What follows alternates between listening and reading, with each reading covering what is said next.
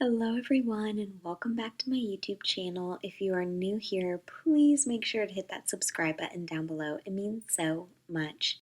My husband and I and some good friends of ours just came back from a 2-week tent camping trip. Now I will link all of the videos from this year's trip down below for you guys. But for today's video, and for my last camping video, I'm going to go ahead and show you guys how I made campfire nachos while we were camping. Now, I wanted to be able to do a morning routine while we were camping, but I ended up just enjoying the rest of my trip and not worrying about filming so much. But I will do a morning routine here at home for the holiday season, so stay tuned for that. And please let me know what you think in the comment section below. Let me know how you liked my camping videos this year. I did learn a lot. I am going to change a lot about my campsite setup for next year, so I can't wait to come out with some new videos for you guys for next year's camping trip. But without further ado, let's just get right into today's video where I show you how to make the best campfire nachos. And please forgive me, I filmed these at nighttime. I did not have a ring light, so the quality is not great, but it's good enough to show you how to make them yourself. So let's get right into this. I made these last year for our camping trip and they turned out so yummy, so I wanted to make a video showing you guys how to make them yourself. And if you're not doing these over the campfire, I'm pretty sure you can just go ahead and stick these in the oven on 350 for about the same time that we cooked them over the campfire, which was about 15 to 20 minutes. But the first thing you're going to want to do is add olive oil to the bottom of your iron skillet. Now, I just like to put the olive oil on the bottom of the iron skillet because I feel like that helps keep the tortilla chips from burning on the bottom. And now, before you actually layer your nachos, you want to go ahead and make sure all of your ingredients are prepped. And so I bought this tomato sauce. I bought 2 cans of these because that was all that was in the store. But what I would recommend for you to use, and I will also link this exact recipe down in the description box below for you in case you forget. But what I would recommend is to get 2 cans of El Pato hot tomato sauce, 15 ounces total. But since they didn't have that in the store, I just used regular tomato sauce, and I didn't end up using all of this. This was way more than 15 ounces total. But you know, you live and you learn.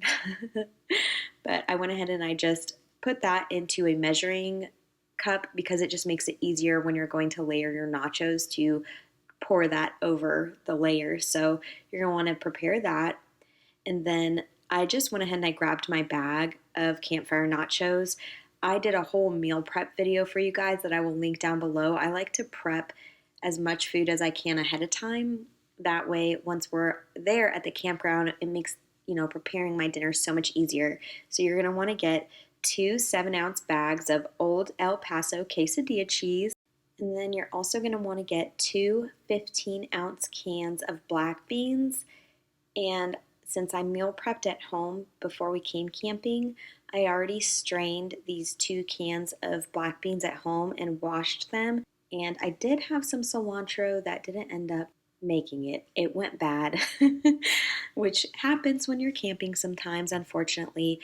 But if you do make these, I would highly recommend to grab a head of cilantro and chop that up and add that to your layers of nachos.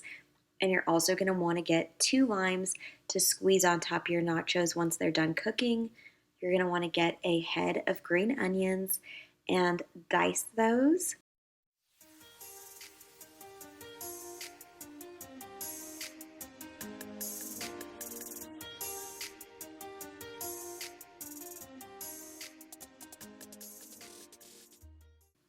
And then you're going to want to get 4 avocados and cut those up as you see me doing here in this video.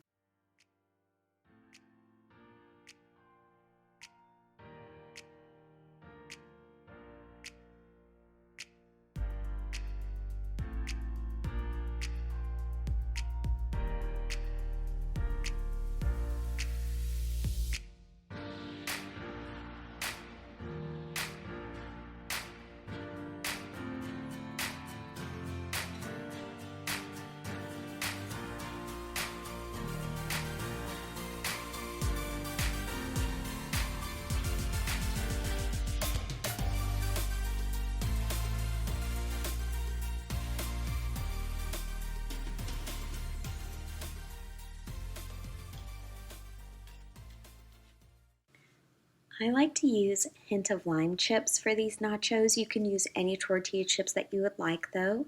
And now that all of your ingredients are prepped and ready to go, you're ready to make your nachos in your iron skillet. So let's do that now. All right, so you're gonna have 2 layers total. So your first layer is gonna be about half of the bag of the Hint of Lime chips. You're gonna wanna put that on the bottom of your iron skillet. And then you want to layer half of the sauce on top of those chips, as you see me doing here. But like I said before, I'm not doing half. That would be way too much sauce. I ended up just saving this sauce and using it in another recipe. And then once the sauce is on, you want to go ahead and add your other ingredients. So I went ahead and I added some of the black beans. I added half of them, so one of the cans of black beans. I just kind of sprinkled it on top over the sauce and the chips. And then I went ahead and I added one of the bags of the quesadilla cheese. And then I went in and I added half of the green onions and half of the avocado on top of that.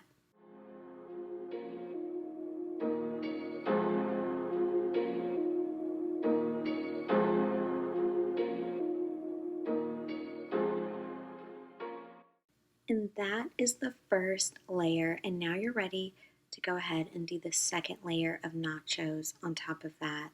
So I went ahead and I just added the rest of the chips. Now I wasn't able to fit all of the chips in the iron skillet, but about the same as I did on the bottom layer. Alright, and then after I added the chips, I went ahead and I poured a little bit more sauce over the chips. And then I sprinkled on the rest of the black beans. And then I went ahead and I did this layer a bit different. Instead of doing the cheese next, I did the green onions and the avocado.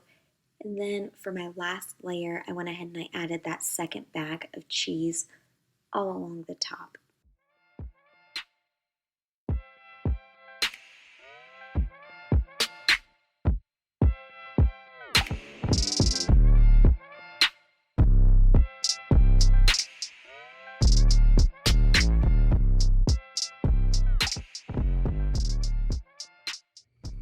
So when we're going to cook our nachos, last year I learned an important lesson. These nachos are directly on the bottom of that iron skillet and the bottom burnt, the bottom layer of nachos burnt. So this year what I'm going to do is put a layer of aluminum foil around the bottom of my pan to protect it a little bit more from that direct heat. And tonight my fire is going pretty good, but we're hungry, so we want to go ahead and eat. So then flames are going to be licking the bottom of this. So what I'm going to do is I'm going to leave it on top of that fire for about 3 to 4 minutes and then take it off and just allow it to kind of steam in there, and then put it back on the fire for 3 or 4 minutes to kind of heat it up again and then take it back off. So when you're cooking over fire, you just got to play with the fire and play with what you're cooking, because you just really don't know how fast it's going to cook. There's no way to tell you an exact time to be able to cook things over a fire, because every fire is going to be hotter or cooler than the other fire. So here we go.